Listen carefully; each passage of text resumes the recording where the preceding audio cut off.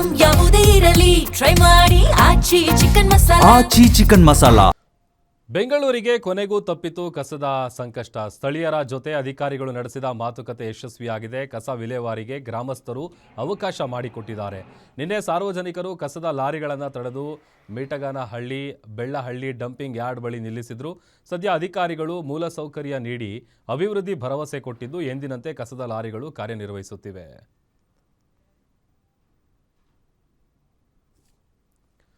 ಕೊಪ್ಪಳ ಜಿಲ್ಲೆಯಲ್ಲಿ ಮರ್ಯಾದೆ ಹತ್ಯೆಗೆ ಯತ್ನಿಸಿದ ಘಟನೆ ಬೆಳಕಿಗೆ ಬಂದಿದೆ. ಪ್ರೀತಿಸಿ ಮದುವೆಯಾದ ಸಹೋದರಿಯ ಮೇಲೆ ಅಣ್ಣನೇ ಕೊಡಲಿ ಬೀಸಿ ಹಲ್ಲೆ ನಡೆಸಿದ್ದಾನೆ.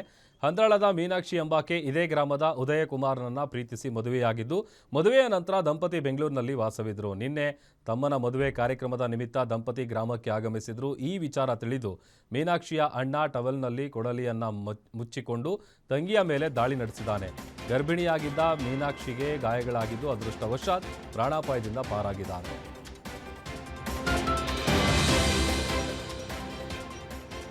ರಾಯಚೂರು ಜಿಲ್ಲಾ ಪ್ರವಾಸದಲ್ಲಿದ್ದ ರಾಜನಹಳ್ಳಿ ವಾಲ್ಮೀಕಿ ಗುರುಪೀಠದ ಡಾಕ್ಟರ್ ವಾಲ್ಮೀಕಿ ಪ್ರಸನ್ನಾನಂದಪುರಿ ಶ್ರೀಗಳಿಗೆ ಲಘು ಹೃದಯಾಘಾತವಾಗಿದ್ದು ಆಸ್ಪತ್ರೆಗೆ ದಾಖಲಿಸಲಾಗಿದೆ. ಖಾಸಗಿ ಆಸ್ಪತ್ರೆಯಲ್ಲಿ ಪ್ರಾಥಮಿಕ ಚಿಕಿತ್ಸೆ ಪಡೆದ ಬಳಿಕ ಹೈದರಾಬಾದ್ನ ಅಪೋಲೋ ಆಸ್ಪತ್ರೆಗೆ ದಾಖಲಿಸಲಾಗಿದೆ. ಲಿಂಗಸ್ಕೂರಿನ ಹಟ್ಟಿಯಲ್ಲಿ ಕಾರ್ಯಕ್ರಮಕ್ಕೆ ತೆರಳಿದ ವೇಳೆ ಲಘು ಹೃದಯಾಘಾತ ಆಗಿದ್ದು ಸದ್ಯ ಹೈದರಾಬಾದ್ನ ಅಪೋಲೋ ಆಸ್ಪತ್ರೆಯಲ್ಲಿ ಚಿಕಿತ್ಸೆ ಪಡಿತಾ ಇದ್ದಾರೆ.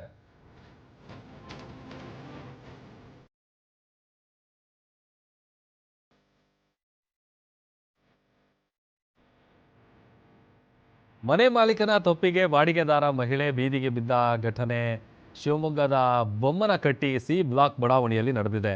ಕುಮಾರ್ ಎಂಬುವರು ಖಾಸಗಿ ಫೈನಾನ್ಸ್ ಸಂಸ್ಥೆಯಿಂದ ಸಾಲ ಪಡೆದಿದ್ದು, ಸಾಲ ತೀರಿಸಿದ ಹಿನ್ನೆಲೆ ಫೈನಾನ್ಸ್ ಸಿಬ್ಬಂದಿ ಮನೆ ಮೇಲೆ ಕ್ರಮ ಕೈಗೊಂಡಿದ್ದಾರೆ. ಕುಮಾರ್ ಮನೆಯನ್ನ 4 ಲಕ್ಷ ರೂಪಾಯಿ ನೀಡಿ ಲೀಸ್ಗೆ ಪಡೆದುಕೊಂಡು ಮಮತಾ ಅಲ್ಲಿ ವಾಸ ಮಾಡ್ತಾ ಇದ್ರು. ಮಾಲೀಕರಿಗೆ ನೋಟಿಸ್ ಅಂಟಿಸಿದ್ದ ವಿಚಾರವನ್ನ ಮಮತಾ ತಿಳಿಸಿದ್ರು.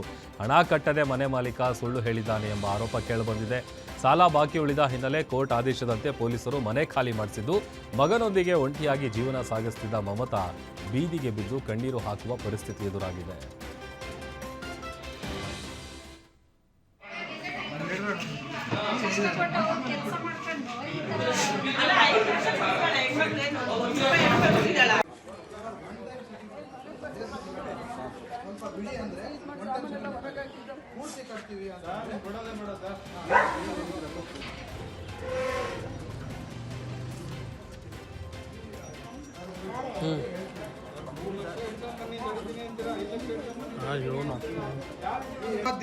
ನೋಟಿಸ್ 15 ದಿವಸದ ಮುಂಚೆ ನೋಟಿಸ್ ಕೊಟ್ಟು ಟೆನೆಂಟ್ ಅವ್ರಿಗೆ ಹೇಳಿದ್ದಾರೆ.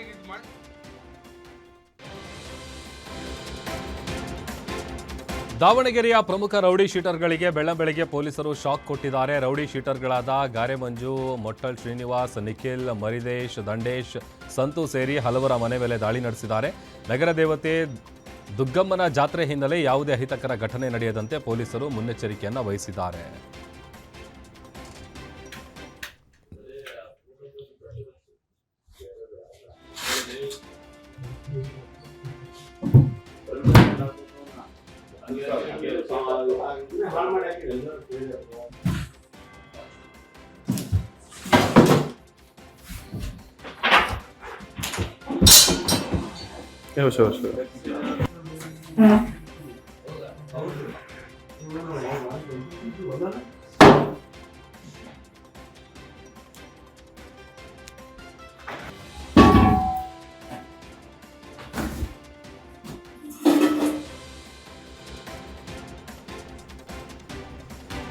ನೆಲಮಂಗಲದಲ್ಲಿ ನಡೆದಿದ್ದ ವೃದ್ಧೆಯ ಭೀಕರ ಹತ್ಯೆ ಪ್ರಕರಣವನ್ನು ಪೊಲೀಸರು ಬಯಲಿಗೆಳೆದಿದ್ದಾರೆ. ಸಾಲ ತೀರಿಸಲು ವೃದ್ಧೆಯನ್ನೇ ಟಾರ್ಗೆಟ್ ಮಾಡಿ ಕೊಲೆ ಮಾಡಿದ್ದ ಶಿವಕುಮಾರ್ ಎಂಬಾತನನ್ನ ಅರೆಸ್ಟ್ ಮಾಡಿದ್ದಾರೆ.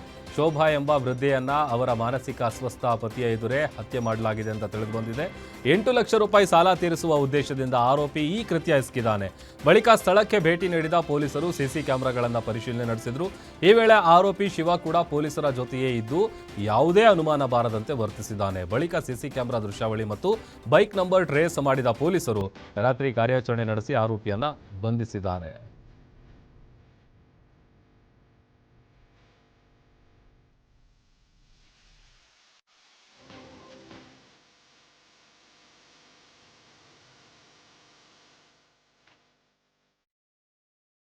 ಮೈಸೂರಿನ ಹಿನಕಲ್ ಕೆನರಾ ಬ್ಯಾಂಕ್ನಲ್ಲಿ ಗ್ರಾಹಕರು ಅಡವಿಟ್ಟ ಚಿನ್ನದಲ್ಲಿ ವ್ಯತ್ಯಾಸವಾಗಿತ್ತು. ಪ್ರಕರಣಕ್ಕೆ ಸಂಬಂಧಪಟ್ಟಂತೆ ಆರೋಪಿ ಅಕ್ಕಸಾಲಿಗನ ಕೈಗೆ ಕೋಳ ಬಿದ್ದಿದೆ.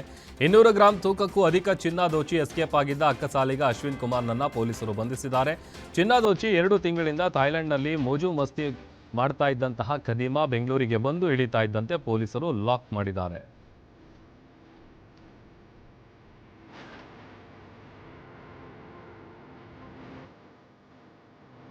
ವಿಜಯಪುರ ಜಿಲ್ಲೆಯ ಹಲಸಂಗಿಯಲ್ಲಿ ನಡೆದ ಗೋಲ್ಡ್ ಶಾಪ್ ರಾಬರಿ ಪ್ರಕರಣವನ್ನು ಪೊಲೀಸರು ಭೇದಿಸಿದ್ದಾರೆ. ಜನವರಿ 26ರಂದು ಹಲಸಂಗಿ ಗ್ರಾಮದಲ್ಲಿ 205 ಗ್ರಾಂ ಚಿನ್ನ ಮತ್ತು 1 ಕೆಜಿ ಬೆಳ್ಳಿ ಆಭರಣಗಳನ್ನು ಒಳಗೊಂಡ ದರೋಡೆ ನಡೆದಿತ್ತು.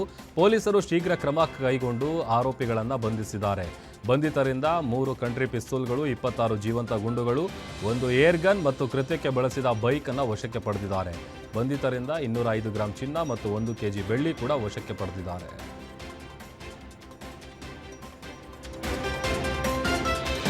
ಚಿತ್ರದುರ್ಗದಲ್ಲಿ ಏಕಾಏಕಿ ಪೆಟ್ರೋಲ್ ಟ್ಯಾಂಕರ್ ಹೊತ್ತಿ ಉರಿದಿದೆ. ಟ್ಯಾಂಕರ್ ಮುಂಭಾಗದಲ್ಲಿ ಉರಿಯುತ್ತಿರುವ ಬೆಂಕಿ ಪ್ರಯಾಣಿಕರಲ್ಲಿ ಆತಂಕ ಸೃಷ್ಟಿಸಿತ್ತು. ಹೈವೇಯಲ್ಲೇ ಸಂಚರಿಸುತ್ತಿದ್ದ ಜನರು ತಕ್ಷಣವೇ ದೂರ ಸರಿದಿದ್ದಾರೆ. ಟ್ಯಾಂಕರ್ ಹೊತ್ತಿ ಉರಿತಾ ಇರುವಂತಹ ವಿಡಿಯೋ ವೈರಲ್ ಆಗಿದ್ದು, ಸ್ಥಳೀಯ ಪೊಲೀಸ್ ಇಲಾಖೆ ಪರಿಶೀಲನೆ ನಡೆಸಿದ್ದಾರೆ.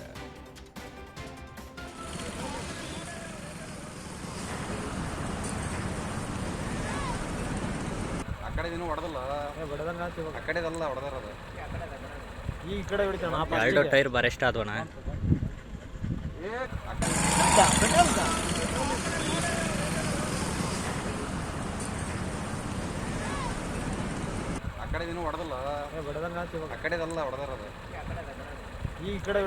ಎರಡು ಟೈರ್ ಬರೆಸ್ಟ್ ಆದ್ವಣ.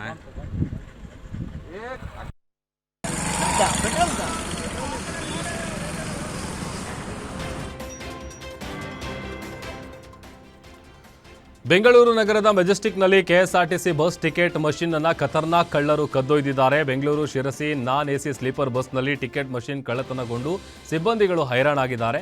ಕಂಡಕ್ಟರ್ ಮತ್ತು ಡ್ರೈವರ್ ಬ್ಯಾಗ್ ಹೊತ್ತೊಯ್ದ ಖದೀಮರ ದೃಶ್ಯ ಸಿಸಿಟಿವಿಯಲ್ಲಿ ಸೆರೆಯಾಗಿದೆ. ಟಿಕೆಟ್ ಮಷಿನ್ ಇಲ್ಲದ ಕಾರಣ ಬಸ್ ತಡರಾತ್ರಿವರೆಗೆ ನಿಂತಿದ್ದು, ನಂತರ ಸಿಬ್ಬಂದಿಗಳು ಮ್ಯಾನ್ಯುಯಲ್ ಟಿಕೆಟ್ ನೀಡುವ ಮೂಲಕ ಸರ್ವಿಸ್ ಅನ್ನು ಮತ್ತೆ ಆರಂಭಿಸಿದ್ದಾರೆ. ಈ ಬಗ್ಗೆ ಪ್ರಕರಣವನ್ನು ಉಪ್ಪಾರಪೇಟೆ ಪೊಲೀಸ್ ಠಾಣೆಯಲ್ಲಿ ದಾಖಲು ಮಾಡಲಾಗಿದೆ.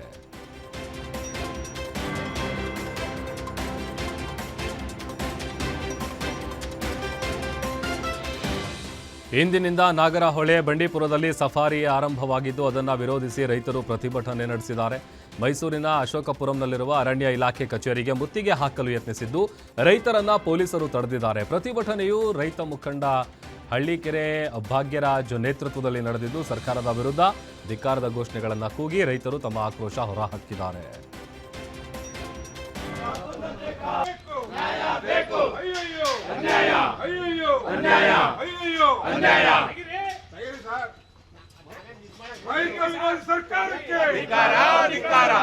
ಯಾಕೆ ಬಿಡಲ್ಲ? ಇಲಾಖೆ ಯಾರ್ದು? ಈ ಇಲಾಖೆ ಯಾರ್ದು ಹೇಳಿ? ನಿಮ್ದ ಇಲಾಖೆ ಇದು? ಇಲ್ಲ ಮಂತ್ರಿಗಳು ಗುಲಾಮಗಿರಿ ಕೆಲಸ ಮಾಡ್ತೀರ ನೀವು? ರೈತರ ಮಕ್ಕಳಲ್ಲಿ ಪ್ರಾಣ ಕಳ್ಕತ್ತವ್ರೆ. ನೀವು ಸಫಾರಿ ಮಾಡೋದು ದೊಡ್ಡದ? ರೆಸಾರ್ಟ್ನವರೆಲ್ಲ ಗುಲಾಮಗಿರಿ ಮಾಡ್ತೀರಿ ಹೇಳಿ? ನಿಮ್ಗೆ ಹೇಳೋದು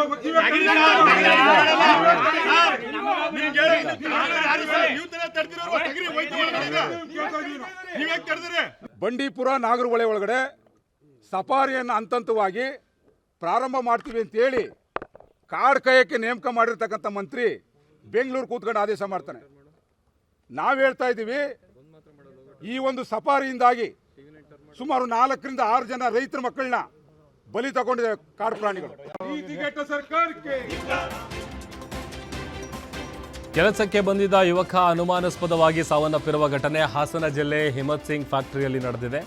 ಫ್ಯಾಕ್ಟರಿಯಲ್ಲಿ ಎಲೆಕ್ಟ್ರಿಷಿಯನ್ ಆಗಿ ಕೆಲಸ ಮಾಡ್ತಾ ಇದ್ದ ಪುನೀತ್ ಸಾವನ್ನಪ್ಪಿದ್ದು, ಯಾರೋ ಕೊಲೆ ಮಾಡಿ ಮೃತದೇಹವನ್ನ ನೀರಿಗೆ ಎಸೆದಿದ್ದಾರೆ ಅಂತ ಫ್ಯಾಕ್ಟರಿ ವಿರುದ್ಧ ಪುನೀತ್ ಕುಟುಂಬಸ್ಥರು ಆಕ್ರೋಶ ವ್ಯಕ್ತಪಡಿಸ್ತಾ ಇದ್ದಾರೆ. ಹನುಮಂತಪುರ ಗ್ರಾಮದ ಪುನೀತ್ ಸಾವನ್ನಪ್ಪಿದ ವಿಚಾರ ಕುಟುಂಬಸ್ಥರಿಗೆ ತಿಳಿಸದೆ ಹಿಮ್ಸ್ ಆಸ್ಪತ್ರೆಗೆ ಮೃತದೇಹ ಶಿಫ್ಟ್ ಮಾಡಲಾಗಿದ್ದು, ಆಸ್ಪತ್ರೆಯ ಬಳಿ ಫ್ಯಾಕ್ಟರಿ ವಿರುದ್ಧ ಮೃತನ ಕುಟುಂಬಸ್ಥರು ಆಕ್ರೋಶ ಹೊರ ಹಾಕಿದ್ದಾರೆ.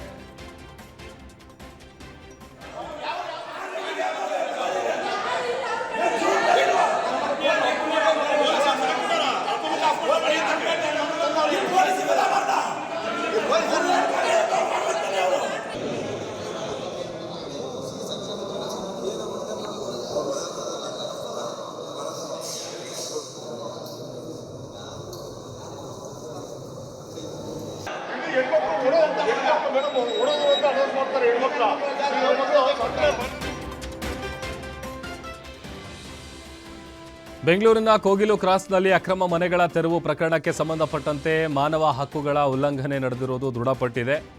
ಈ ಕುರಿತು ಕರ್ನಾಟಕ ರಾಜ್ಯ ಮಾನವ ಹಕ್ಕು ಆಯೋಗಕ್ಕೆ ವರದಿ ಸಲ್ಲಿಕೆಯಾಗಿದೆ.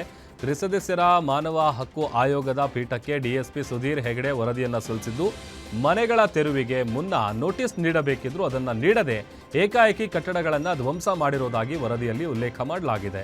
ಈ ಹಿನ್ನೆಲೆ ಮಾನವ ಹಕ್ಕುಗಳ ಉಲ್ಲಂಘನೆ ನಡೆದಿರುವುದು ಸ್ಪಷ್ಟವಾಗಿದೆ ಅಂತ ಆಯೋಗ ತಿಳಿಸಿದೆ. ಕರ್ತವ್ಯ ಲೋಪ ಎಸಗಿದ ಅಧಿಕಾರಿಗಳ ವಿರುದ್ಧ ಕ್ರಮಕ್ಕೆ ವರದಿಯಲ್ಲಿ ಶಿಫಾರಸು ಮಾಡಲಾಗಿದೆ.